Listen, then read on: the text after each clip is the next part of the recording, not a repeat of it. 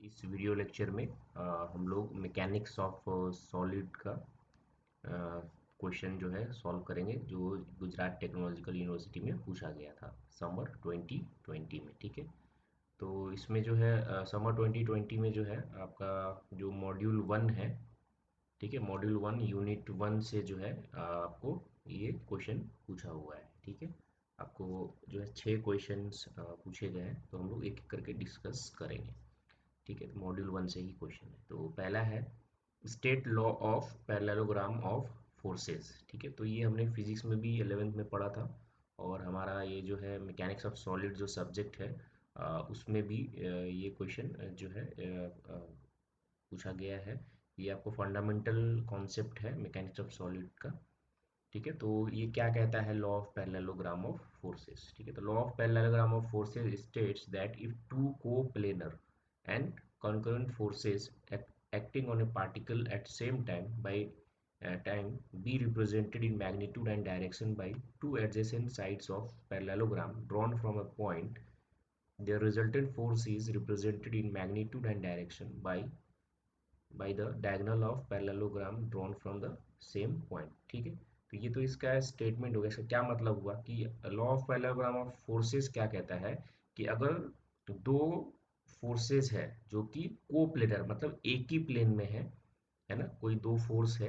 ठीक है, मान लीजिए कि आपका फोर्स जो है पी और क्यू, जैसे कि यहाँ पे फिगर में देख पा रहे हैं, पी और क्यू दो फोर्स है, और क्या है, ये दोनों फोर्स क्या है, को प्लेनर है, मतलब एक ही प्लेन में है ना। एंड कॉन्करेंट फोर्सेस मतलब एक ही, कॉन्करेंट मतलब क्या होता है, जो कि कॉमन एक पॉइंट पे मीट करता है। ठीक है, तो यहाँ पे पी और क्यू जो है that is meeting at a point O, तो कोप्लेनर है, एक ही प्लेन में है, और कॉन्करेंट मतलब एक ही पॉइंट पे जो है वो इंटरसेक्ट करता है या मीट करता है। ठीक है, और किसी पार्टिकल पे लग रहा है। ठीक है, तो अगर ये दो फोर्सेस जो है, ये दो फोर्सेस अगर हम कहें कि जो मैग्नीट्यूड और डायरेक्शन में जो है वो क्या है, पैरेललोग्राम के एडजेसेंट साइड्स है। जैसे यहाँ पे जो है एक पैरेललोग्राम बनाया है ओ ए सी बी।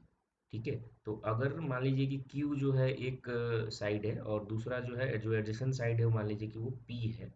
ठीक है, तो ये क्या कहता है कि P और Q अगर पैरेललोग्राम का अगर एडजेसेंट साइड है ना, वो को रिप्रेजेंट कर रहा है, एडजेसेंट साइड को रिप्रेजेंट कर रहा है मैग्नीट्यूड डायरेक्शन में, तो जो इसका जो डायगोनल होगा, इस पैरेललोग्राम का जो डायगोनल होगा वो क्या है कि इन दोनों फोर्सेस के रिप्रेजेंट इस इन दोनों फोर्सेस के रिजल्टेंट को रिप्रेजेंट करेगा। ठीक है, तो यहाँ पे क्या क्या, ये जो ओ ए है जो है पहला फोर्स पी ले लिया, और ओ बी जो है दूसरा फोर्स है जो कि क्यू है, और ये दोनों क्या है, पैरेललोग्राम के एडजेसेंट साइड को रिप्रेजेंट कर रहा है। ओ बी के पैरेलल हमने, क्योंकि पैरेललोग्राम में क्या होता है, अपोजिट साइड जो है वो इक्वल एंड पैरेलल होता है, तो यहाँ पे हमने ओ बी इक्वल टू जो है वो ए सी ले लिया, और यहाँ पे ओ ए के अपोजिट जो है बी सी लिया, which is equal and parallel. ठीक है, तो यहाँ पे हमने जो है पैरेललोग्राम जो है वो ड्रॉ कर दिया। ठीक है, तो यही चीज़ कहता है, तो यही स्टेटमेंट है। इसको 3 मार्क्स में पूछा है, तो आप स्टेटमेंट तो लिखेंगे ही, और साथ में ये फिगर अगर ड्रॉ कर दें, और उसके जो फॉर्मूला है, डिराइव नहीं करना है। ठीक है, अगर बोलेगा कि हाँ आपको जो है डिराइव करना है तो ही आप जो है डिराइव करेंगे। ठीक है, तो ऐसे आप लिख सकते हैं, सिर्फ फॉर्मूला डायरेक्ट लिख सकते हैं। तो यहाँ पे क्या बोला है, oh let O A and O B represent the forces P and Q acting at a point O. ठीक है, and incline to each other at an angle alpha, अगर दोनों के बीच में जो एंगल है दैट इज अल्फा। ठीक है, तो रिजल्टेंट जो आर होगा, और जो डायरेक्शन जो है वो क्या है, थीटा। ठीक है, जो resultant is making an angle theta with this P force. ठीक है, तो जो रिजल्टेंट होगा that will be root under P square plus Q square plus 2pq cos alpha. ठीक है, एंड टेन थीटा जो है, थीटा निकालना अगर हमको है, तो टेन थीटा इक्वल टू हो जाएगा Q sine alpha divided by P plus Q cos alpha. इतना अगर आप लिखेंगे तो भी आपका 3 मार्क्स जो है वो आपका श्योर है कि वो एग्जामिनर आपको देगा ही। ठीक है, ये सब कंडीशन नहीं भी लिखेंगे तो चलेगा, अगर लिख देंगे तो ठीक है, और आपका कहीं भी मार्क्स कटने का कोई चांसेस नहीं बचेगा। ठीक है, तो दो केसेस दिया है, if P equal to Q, है ना, पी और क्यू अगर इक्वल है तो टेन, यहाँ पे पी और क्यू अगर इक्वल है तो पुट करेंगे तो यहाँ पे आपको टेन थीटा जो है टेन अल्फा बाई टू आता है, और इसके वजह से theta equal to alpha by two आता है। ठीक है, अगर फोर्स जो है वो अगर राइट एंगल पे है तो क्या होगा, अल्फा जो है वो 90 डिग्री हो जाएगा, अल्फा को अगर यहाँ पे आप 90 पुट करेंगे तो क्या हो जाएगा, R equal to root under P square plus Q square होगा। ठीक है, जैसे हम लोग रिजल्टेंट निकालते हैं जो है summation of forces in x direction और वाई डायरेक्शन का स्क्वायर करके। ठीक है, क्योंकि वो दोनों 90 डिग्री पे होते हैं, तो उस कंडीशन के लिए ये है, और tan थीटा इक्वल टू हो जाएगा क्यू बाई पी। ठीक है, तो ये हमारा हो गया स्टेट लॉ, जो है law of parallelogram of forces. ठीक है, डिराइव नहीं करना है। दूसरा क्वेश्चन जो है वो 4 मार्क्स में पूछा, देखिए बड़ा सिंपल क्वेश्चन है, define force and right it's characteristics. ठीक है, फोर्स तो आप लिख देंगे।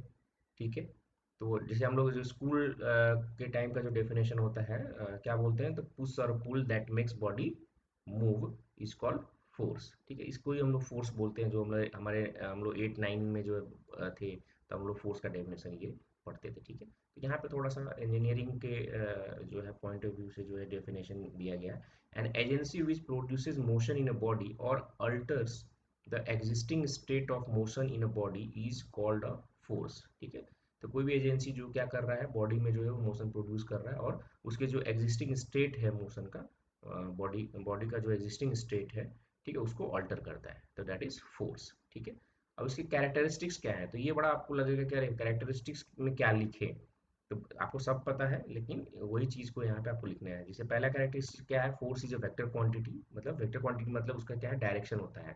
ठीक है, मैग्नीट्यूड के साथ साथ उसका डायरेक्शन भी होता है। ठीक है, दूसरा है कैरेक्टरिस्टिक, इट में change the state of motion of an object.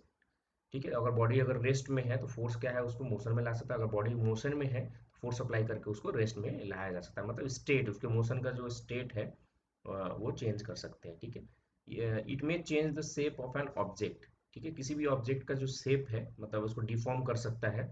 ठीक है, किसी भी ऑब्जेक्ट पे अगर आप फोर्स लगाते हैं तो दैट अगर वो डिफॉर्मेबल बॉडी है, तो वो क्या है, उसमें डिफॉर्मेशन प्रोड्यूस कर सकता है फोर्स। ठीक है, तो सिर्फ मोशन ही नहीं ऑल्टर करता है, बल्कि उसके किसी भी ऑब्जेक्ट के शेप और साइज को भी वो जो है वो ऑल्टर कर सकता है, चेंज कर सकता है। ठीक है, इफ मैग्नीट्यूड और डायरेक्शन ऑफ और बोथ चेंजेस। ठीक है, अगर मान लीजिए मैग्नीट्यूड जो है, फोर्स का मैग्नीट्यूड और डायरेक्शन दोनों अगर चेंज होता है, या कोई एक चेंज होता है, तो भी जो है इफेक्ट जो है फोर्स का चेंज हो जाता है, या तो सिर्फ मैग्नीट्यूड चेंज हो, या तो डायरेक्शन चेंज हो, या दोनों ही चेंज हो जाए, तो जो फोर्स जो इफेक्ट प्रोड्यूस करेगा वो भी चेंज हो जाएगा। ठीक है, fifth है, when forces are applied on an object in the opposite direction, then their resultant or net force is the difference between these opposing forces and its resulting direction is the same as that of larger force। ठीक है, तो कहने का क्या मतलब है कि अगर अगर कोई फोर्स जो है हमने ऑब्जेक्ट पे अप्लाई किया हुआ है, और जो फोर्सेज है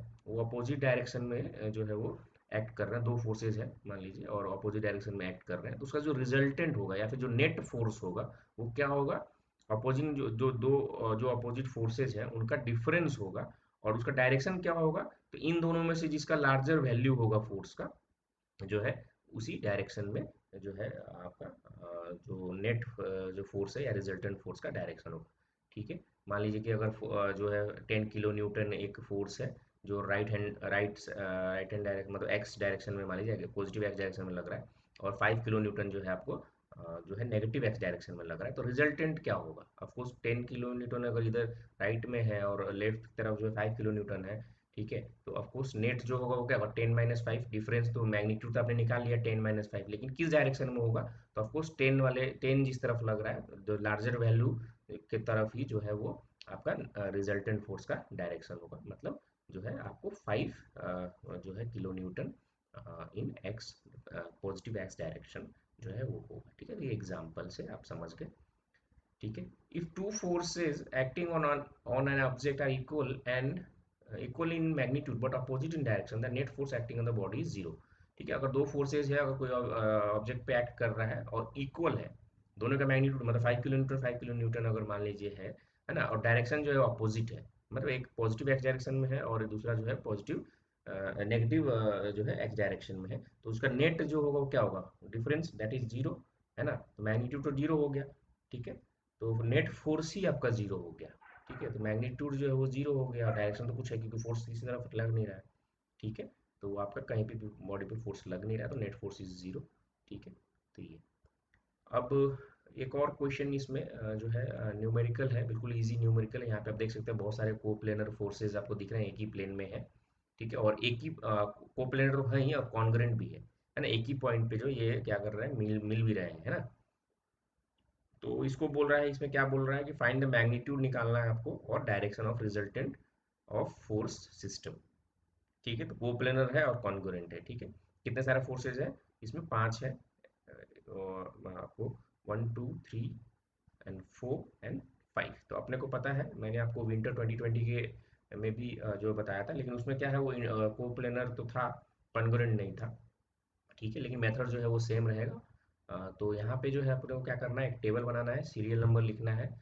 ठीक है, जितने भी फोर्सेज है उतने, और फोर्सेज को नाम दे देना है, जैसे F1, जिसे मैंने यहाँ पे ये फिगर में नहीं दिया था, तो क्योंकि आपने जो है आपको जो है इजी रहे, इसीलिए हमने यहाँ पे नाम दे दिया है F1 F2, एंटी क्लॉकवाइज में चल रहे हैं, F1 F2 F3 F4 and F5। ठीक है, ऐसा नाम दे दिया है। और जो भी फोर्सेस होंगे उसके जो है एक्स और वाई कंपोनेंट हम लिख देंगे। ठीक है, तो फोर्स जो है वो 100 न्यूटन है, दूसरा 120, फिर 130, 50 एंड 100। ठीक है, अब हॉरिजेंटल कंपोनेंट ऑफ फोर्स जो है हमने लिखा है Fx। ठीक है, और जो पॉजिटिव लिया है किस डायरेक्शन को, x direction, positive x direction में जो है जो भी फोर्स एक्ट करेगा दैट विल बी पॉजिटिव, और वर्टिकल जो कंपोनेंट ऑफ फोर्स है दैट इज अप वाई, और जो अपवर्ड डायरेक्शन में जो है जितने भी फोर्सेज होंगे वो क्या होगा, पॉजिटिव होगा। ठीक है, तो पहला फोर्स हमारा यहाँ पे 100, आपको जो है रिजोल्यूशन ऑफ फोर्सेज आता है। ठीक है, तो 100 जो है that is making an angle 60 with x axis, तो इसकी इसका जो कंपोनेंट होगा, एक्स कंपोनेंट, वो कितना हो जाएगा, 100 कॉस 60। ठीक है, और जो वर्टिकल कंपोनेंट होगा वो कितना हो जाएगा, 100 साइन 60। ठीक है, तो इसको आप सॉल्व करेंगे, आपके पास कैलकुलेटर है उससे सॉल्व करिए, 50 जो है न्यूटन आएगा, और ये जो है 86.6 न्यूटन आएगा। सिमिलरली 120 जो है वो आपको वाई डायरेक्शन में लग रहा है। ठीक है, तो this is making an angle 90 with the x axis. ठीक है, तो 120 कॉस 90 डिग्री हो जाएगा। ठीक है, and cos 90 is what, 0। so the force in x, the component of this force F2 in x direction is 0। ठीक है, और वर्टिकल कंपोनेंट जो होगा वो क्या होगा, 120 sin 90, and sin 90 is 1, that is 120। ठीक है, तो जो इसका जो कंपोनेंट है वो 120, मतलब तो सारे फोर्स, जो फोर्स है F2 वो लग रहा है, उसका कोई कंपोनेंट x में नहीं है, पूरा जो कंपोनेंट है that is in y direction. ठीक है, थर्ड फोर्स है, अब यहाँ पे देखिए, यहाँ पे जो है 130 दिया है, अब एंगल कितना होगा, तो यहाँ पे ये इसका क्या मतलब है कि आपको एंगल निकालना है, मतलब ये 12 दिया है और ये 5 दिया, मतलब परपेंडिकुलर, और आपको बेस दिया हुआ, तो आपको ये tan थीटा जो है वो निकल जाएगा, tan थीटा जो है इक्वल टू 12/5 आप करेंगे। ठीक है, तो यहाँ पे आप फिगर में भी देख सकते हैं, हमने यहाँ पे जो है 12/5, तो ये एंगल कितना आया है, ठीक है, आप निकाल लेना, tan इनवर्स 12/5 करके, तो ये 67.38 डिग्री आता है। ठीक है, तो उसको हमको जो है निकाल, अब यहाँ पे आप देखेंगे एक चीज़ कि चलिए यहाँ पे जो है इसका एक्स कंपोनेंट क्या आएगा, आप बताइए, एक्स कंपोनेंट जो है क्या आएगा, नेगेटिव एक्स डायरेक्शन में है, और वाई कंपोनेंट जो है पॉजिटिव वाई डायरेक्शन में। ठीक है, तो 130 जो है आपको कॉस जो भी एंगल आया है, एंगल कितना आया था, 67.38। ठीक है, माइनस में होगा तो माइनस, इसको कैलकुलेट करेंगे तो -50 जो है वो आ रहा है। आप लोग कैलकुलेट कर लीजिएगा। ठीक है, अगर कुछ अगर कैलकुलेशन मिस्टेक करना हो, लेकिन मेथड जो है वो यही रहेगा। ठीक है, 130 साइन जो एंगल है 67.38, इसको कैलकुलेट किया तो 120 आया। ठीक है, नेक्स्ट जो है आपका 50 है, वो पॉजिटिव एक्स डायरेक्शन में है। ठीक है, तो एक्स कंपोनेंट कितना हो जाएगा, 50 cos 0, दैट इज 50 न्यूटन, और वर्टिकल कंपोनेंट जो है 50 sin 0, दैट इज 0, मतलब वाई डायरेक्शन में कोई भी कंपोनेंट नहीं है इस फोर्स का। फिर उसके बाद फिफ्थ जो है वो फोर्स है, इसमें आप देखिए एक्स डायरेक्शन में जो है वो आपको कंपोनेंट जो एक्स है वो पॉजिटिव एक्स डायरेक्शन में है, और वर्टिकल कंपोनेंट जो है, हॉरिजॉन्टल कंपोनेंट तो एक्स पॉजिटिव डायरेक्शन में है, और वर्टिकल कंपोनेंट जो है वो क्या है, नेगेटिव वाई डायरेक्शन में। ठीक है, तो वो 100 cos 60 डिग्री जो है that will B positive, positive direction, horizontal component of force in x direction will be 50 newton, positive 50 newton, and vertical component is negative, so -100 sin 60 degree, that is -86.6 newton। ठीक है, अब अपने को क्या करना है, सम कर देना है सारे फोर्सेज, जो भी summation of forces in x direction थे उनको। ठीक है, तो यहाँ पे जो है एक वैल्यू जो है वो 0 था सेकेंड का, तो यहाँ पे मैंने उसको लिया नहीं है, तो 50 -50 +50 और +50, तो यहाँ पे कितना आ जाएगा, टोटल जो है वो 100 न्यूटन आ रहा है। और बाकी जो है समेशन ऑफ एफ वाई करना है, तो यहाँ पे 86.6 +120 माइनस 86.6, तो ये आता है आपको 86.66 को करिए तो ये कैंसिल हो जाएगा, 120 120 दैट इज 240। ठीक है, रिजल्टेंट हमको निकालना है। आपने पैरेललोग्राम लॉ अभी ऊपर पढ़ा, उसमें क्या था कि अगर जो फोर्सेज हैं, अगर वो क्या है परपेंडिकुलर, मतलब समेशन ऑफ जो फोर्सेस इन वर्टिकल, जो वर्टिकल कंपोनेंट का रिजल्टेंट है और ये हॉरिजॉन्टल कंपोनेंट का नहीं, that is making both are making an angle 90 degree with each other. तो यहाँ पे रिजल्टेंट जो है हम लोग लिख सकते हैं रूट अंडर जो है एफ एक्स का समेशन ऑफ एफ एक्स जो है का square plus summation of F Y का स्क्वायर, तो 100 का स्क्वायर प्लस 240 का स्क्वायर, तो इसको सॉल्व करेंगे तो ये जो है स्क्वायर रूट निकालने के बाद 260 आ रहा है, क्योंकि एफ एक्स और एफ वाई दोनों पॉजिटिव वैल्यू है। पॉजिटिव एफ एक्स और एफ वाई का 100 है और 240 बोथ आर पॉजिटिव, इसका मतलब ये फर्स्ट क्वाड्रेंट में होगा।